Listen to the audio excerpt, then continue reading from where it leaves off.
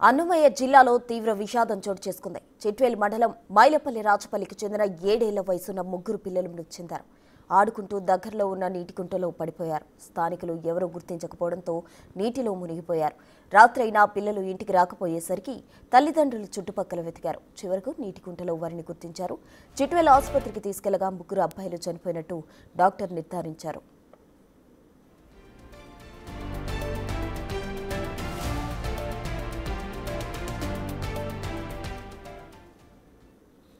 ఇదే అంశానికి సంబంధించి పూర్తి వివరాలు మా ప్రతినిధి దామోదర్ ఫోన్ లైన్ లో అందిస్తారు. దామోదర్, ప్రస్తుత చిట్వేల్ మండలం మైలేపల్లి రాచపల్లిలో విషాదం చోటు చేసుకుంది. ఒకే కుటుంబానికి చెందిన ముగ్గురు పిల్లలు 7 సంవత్సరాల లోపు పిల్లలు నీటి గుంటలో పడి మరణించారు. నిన్న ఆడుకోవడానికి వెళ్లిన పిల్లలు ముగ్గురు సమీపంలోని నీటి గుంటలో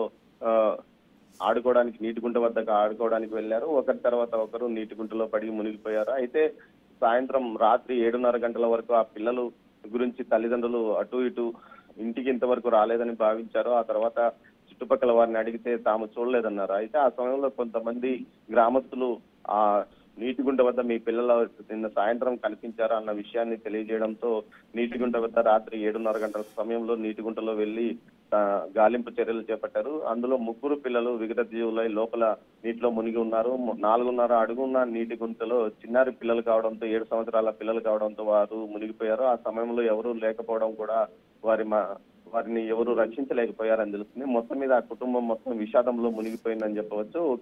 అంటే అన్నదమ్ముల పిల్లలకు సంబంధించిన వీరు ముగ్గురు ఒకేసారి ఈ విధంగా మరణించడంతో ఆ కుటుంబంలో విషాదం నెలకొంది.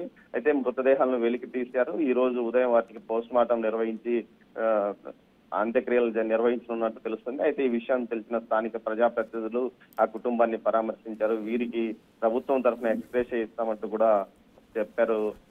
మరోవైపు దీనికి సంబంధించి ఆ పిల్లల మృతులు ఏదైతే ముగ్గురు ఒకేసారి మరణించడం వెనుక ఏదైనా అనుమాన కోణం ఉందా అన్న కోణంలో కూడా పోలీసులు దర్యాప్తు చేస్తున్నారు. ప్రస్తుతం థ్యాంక్ యూ దామోదర్.